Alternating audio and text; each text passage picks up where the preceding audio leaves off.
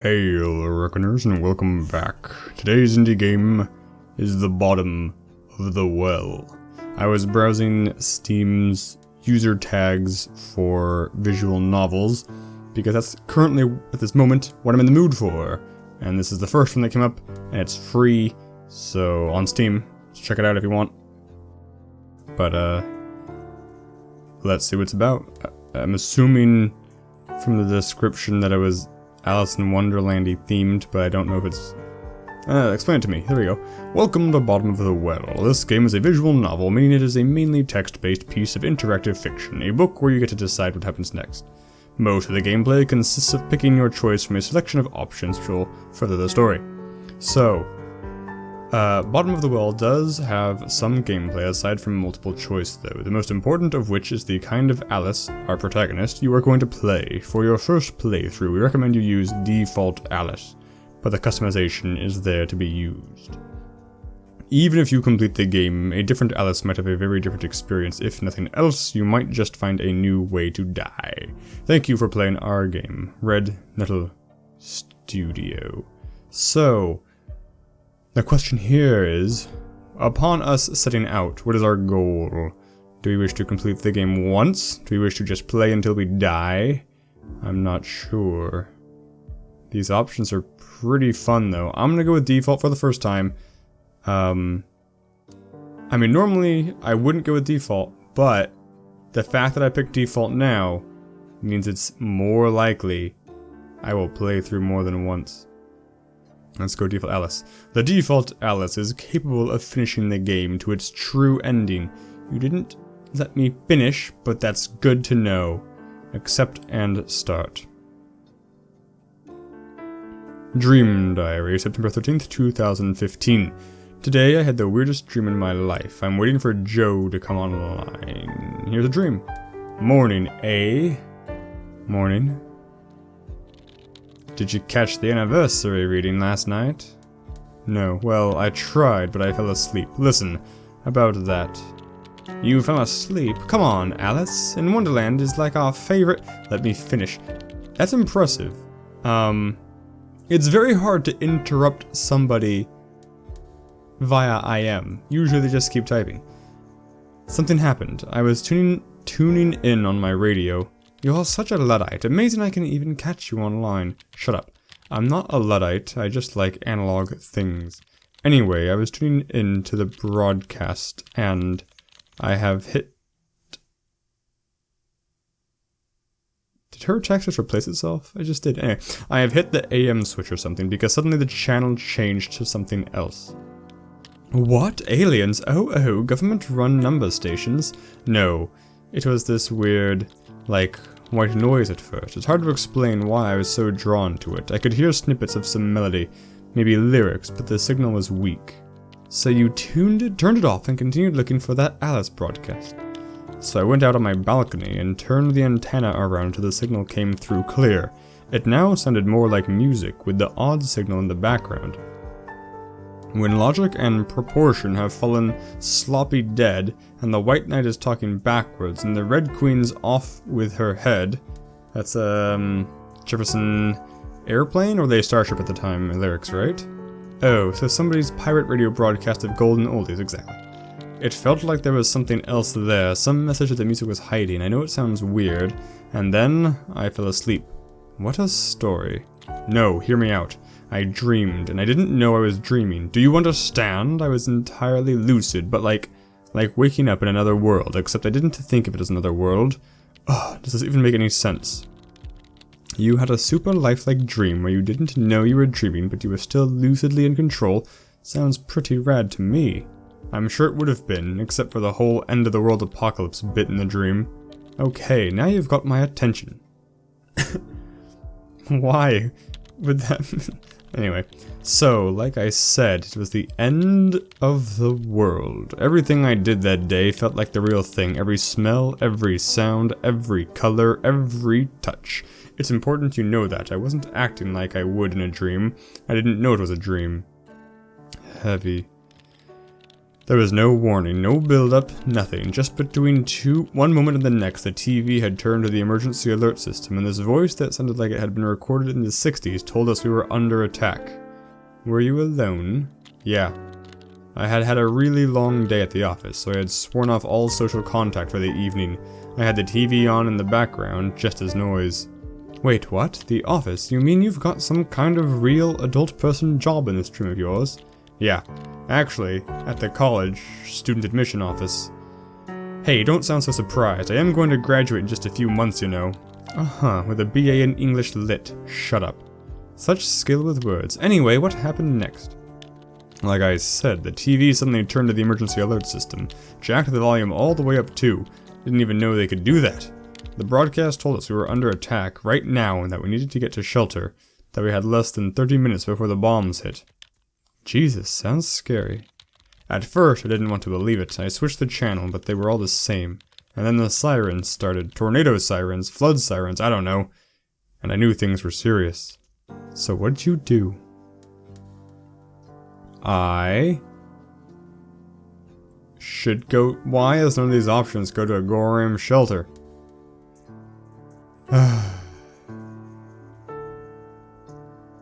Which one of these is going to let us die instantly, is it not? I mean, not really, but that's my fear. Let's go with... not that third one. Not this one. I guess this is the one that makes sense to me. Chess? Who's that? My, boyfriend. I mean, I don't have a boyfriend, but in my dream I did. Wait up, tell me more about this sudden new boyfriend of yours. I thought you weren't in the dating scene. Actually, I've been thinking about putting myself out there, like maybe some online dating or something. Although I'm kind of afraid of check OkCupid right now. What if there's a guy there named Chess? Good icebreaker. Hi, I'm Alice. I dreamed about you last night. You were my end-of-the-world buddy. Funny. Aren't I just? You were saying about Chess. What kind of name is that anyway? I wasn't really. I mean, yeah, he was pretty hot, I guess. And smart and into me. What more could you ask for? I can sense you blushing all the way over here. Maybe I should check my OkCupid profile, actually. So what did your boyfriend think? Well, first I tried calling him, but all I got was a pre-recorded network busy message. And the net still works, so I hit him up there. I mean, we did most of our communication in chat anyway. And I found him. But there was no time for, well, anything.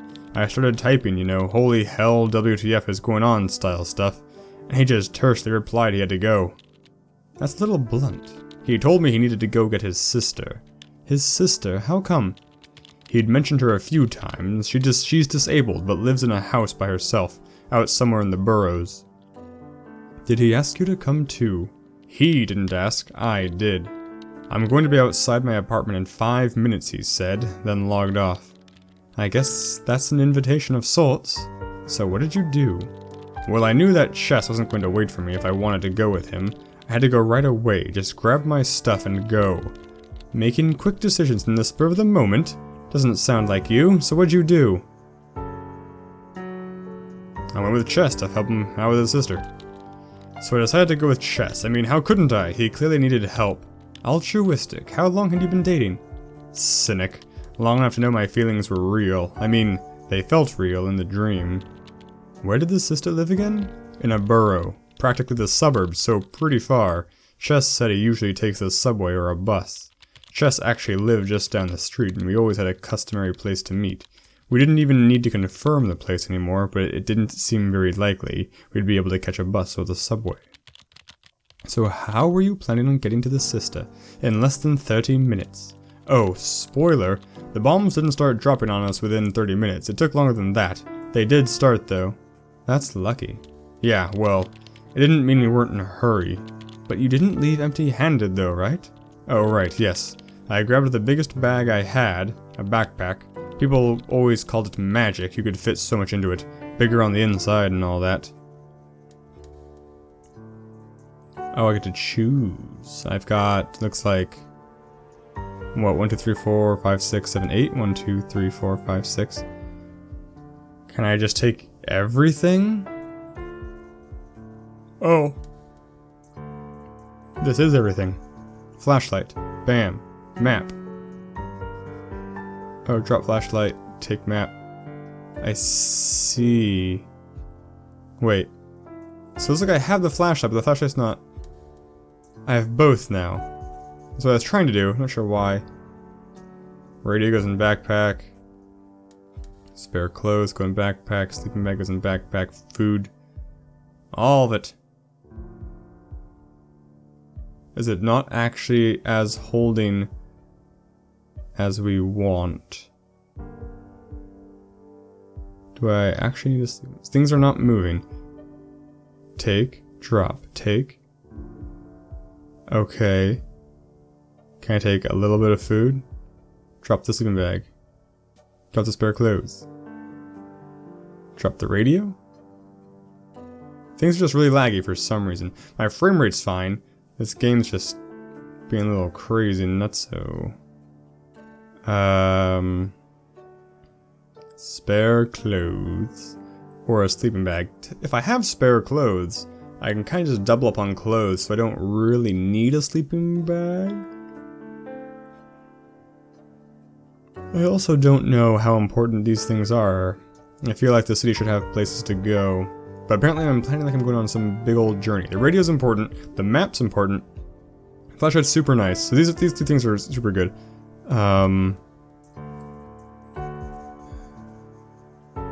Let's take... I mean, we can't take everything, right? For some reason.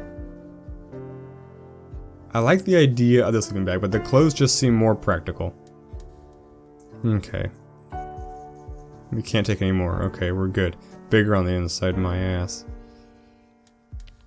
Go on, burrow. Sister, bombs incoming. How did you plan to get there in the chaos? The chaos, yeah. The streets were nuts. Everything and everyone was going crazy. Crashes everywhere, but no one was responding. Okay, so this is a surprise attack, apparently. Somewhat surprise. The street was completely gridlocked. I'm talking maybe 15 minutes after the first announcement here. All it takes is a few cars in the wrong place. But you live pretty centrally, right? It had to be better further out. Did Chess have a car? No, but if he wanted a car, there were tons around. People just left them, keys in the ignition and ran. Holy shit, I really must have been bedlam. It really must have been bedlam. It was. I was so scared. Good line read by my part. So, steal a car or walk? We discussed walking. It was like 14 miles or something. It'd probably take at least 4 or 5 hours on a good day, and this wasn't a good day. Maybe a good start though. Things might clear up outside the downtown area, and you might be able to steal a car there. Appropriate a car. Stealing sounds so criminal. Heh, whatever you say. Any other options except stealing, appropriating a car and hoofing it? Something in between. I know a guy with a motorcycle. He really loves that motorcycle, but I wondered if maybe he'd be willing to borrow it. If he'd be willing to borrow... I mean, for fuck's sake, we were going to go rescue a disabled woman. You know him well? Reasonably. I didn't know you knew how to drive a motorcycle. I'm a woman of many talents. So what did you do? I do think walking out's a good idea. Motorcycle's not a terrible idea, but what happens when we get there, like, there's no way 3 of us are gonna fit on a motorcycle, so let's try and walk out. I decided walking was the best option. The whole downtown area was gridlocked. We know this already. It's like one of those disaster movies. No hope of driving anywhere at any rate. But where was everyone going? Most of them were going home, I think. People were just in the wrong place at the wrong time. And there you were, running away from home. Once I made my decision, I stuck to it. No matter how much I was filled with doubt. Half an hour is nothing at all. But luckily, that estimate was completely wrong. Sometimes I'll walk half an hour in the wrong direction just because I stubbornly refuse to believe I'm lost. I have done that. I didn't know what was the right direction, but I did try to get there as fast as possible. Although that was a lot harder than I thought it would be. I was swept up in a mass of people and manhandled in the wrong direction more than once. Every few minutes I stopped to consult the map to make sure I was going in the right direction. Was there any danger, like people attacking each other or something? No. I thought we were all going in the same direction, but then I realized that the crowd was heading somewhere I hadn't planned to go, a subway station. What did you do? I was swept along. It was that or get trampled or pinned against some wall. I finally managed to disentangle myself with the stalled mass of people just outside the entrance. Apparently it was closed and people were trying to break through the gates. By the time I was out, though. I had lost a lot of time. Time, yes. Isn't that the thing you're fighting here? How far away were you planning on getting? Well, a lot further than I had gotten at that point. I could practically still see my apartment building, but the crowd was slowly thinning at least, and I actually saw a vehicle in motion. An ambulance weaving between stalled cars with its sirens blaring, like a cannonball run. What did you do?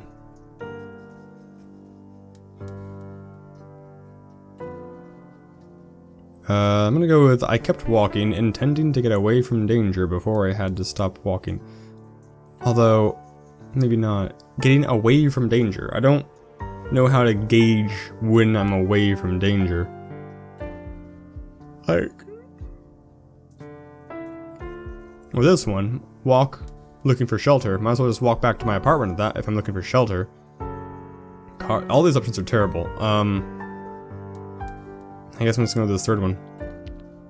Chess's single-mindedness was what led me. I was pretty sure this was a monumental mistake and that we'd get caught outside and killed for sure. But I couldn't just leave him, so we kept walking. So how did that work out for you? You think it was easy? People had driven out onto the sidewalks and left their cars. Everything was a mess. I tried to go down the main highway, but it proved pointless and I had to backtrack. I didn't say it was easy. Did you consider running? I half ran and jogged as much as I could, but it felt like being late for class. I got tired almost immediately, while the goal was still as far away as ever. Chess wanted to go faster, but he slowed down when he saw I was struggling. The worried look on his face went nowhere, though. Well, once I got away from the downtown area, things were much smoother. I ran as fast as I could, as far as I could. No bombs. Still no bombs. I couldn't believe it. I couldn't believe my luck, but I knew I was pushing it now. What did you do? We were getting closer, so we kept walking. So did you make it? Maybe the bombs were just a scare. No, they weren't. I saw it as a glow high above the town. What? You were outside when the bombs fell? I thought I'd have time to get away, but I just wasted too much of it somehow. I was out on the street when the initial shockwave came. There was just no duck and cover could have saved any of us there from that, I don't think. The next thing I know, I'm showered in glass as every window above us shatters. Cars swerved off the road and crashed. Bedlam. And light. Bright, bright light. I tried to crawl out of the way when something hit me. Maybe a piece from a building. I don't know. I blacked out.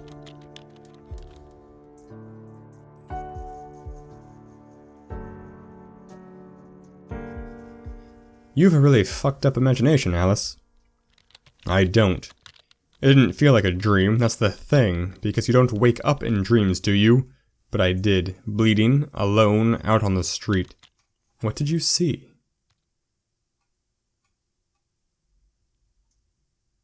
I saw a burning city.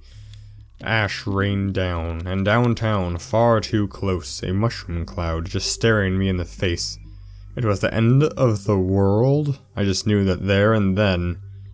Jeez. And then there was a streak of light, and it was actually almost beautiful as it fell from space. Just a streak of light, at only a slight angle. I just had time to think, no, we've had enough, before it hit. For some reason, I elected to stare right at it when it impacted above the ground in a terrible fireball. Oh, please tell me the dream ended here. Yeah, I didn't really see it though, but I died, eventually, in the dark. And thus concluded my dream. Well, that was interesting. What do you think? I think it felt incomplete, like there was something missing. That wasn't the way it was supposed to end, you know? Dreams are supposed to end in certain ways. This one was, I think. It felt like I was trying to tell me something, but I wasn't listening closely enough. Maybe you can try again next night. See if you hear the same recording. Speaking of, what frequency was this on? That's the weird part. When I tried to see, I realized I'd hit the right channel, and that I was in fact reading Alice in Wonderland. And this isn't exactly some obscure number station frequency on the AM bands. Well, maybe you'll dream it next night again anyway. That's the good thing with dreams, you can always dream them again. And maybe do something different the second time around. So is that actually the first death? Did I just die, like, at the friggin' earliest possible opportunity? Yeah, Yeah, I freaking did. So yeah, we are going to play again, but I'm going to end the episode here. So thank you guys so much for watching. I will see you as I attempt some small modicum of redemption. Signature catchphrase.